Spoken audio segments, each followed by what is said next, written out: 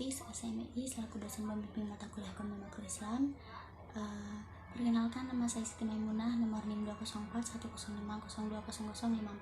Saya dari kelas Ekonomi Syariah 2, dan di sini saya akan menanggapi video dari beliau yang berjudul Inflasi dalam Perspektif Ekonomi Konvensional dan Ekonomi Islam.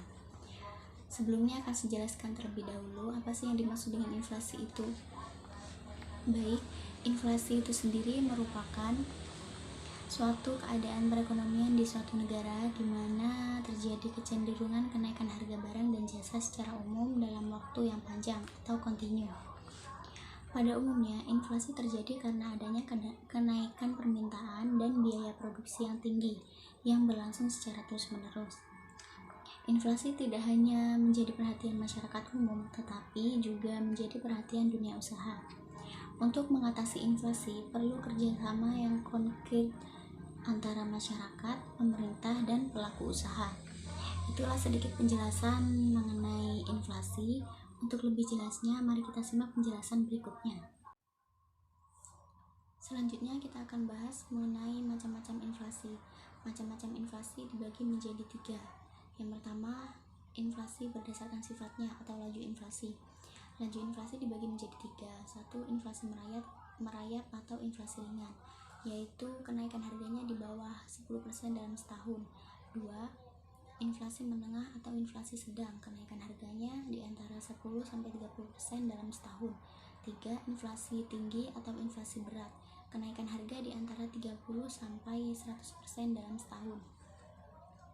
Kemudian yang kedua, inflasi berdasarkan penyebabnya. Berdasarkan penyebabnya, inflasi dibagi menjadi 2. 1.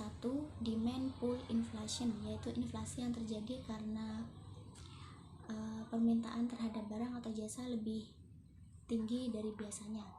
2. Cost push inflation, yaitu inflasi yang terjadi karena kenaikan biaya produksi yang membuat harga penawaran barang jadi naik. Kemudian yang ketiga, inflasi berdasarkan sumbernya. Berdasarkan sumbernya, inflasi dibagi menjadi 2. 1. Domestic inflation, yaitu inflasi yang bersumber dari dalam negeri itu sendiri. 2. Imported inflation, yaitu inflasi yang bersumber dari luar negeri.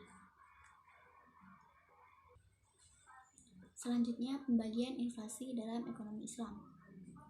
Inflasi dalam ekonomi Islam dibagi menjadi 2, yaitu yang pertama, natural inflation, merupakan inflasi yang diakibatkan oleh faktor alam yang kejadiannya di luar kuasa manusia.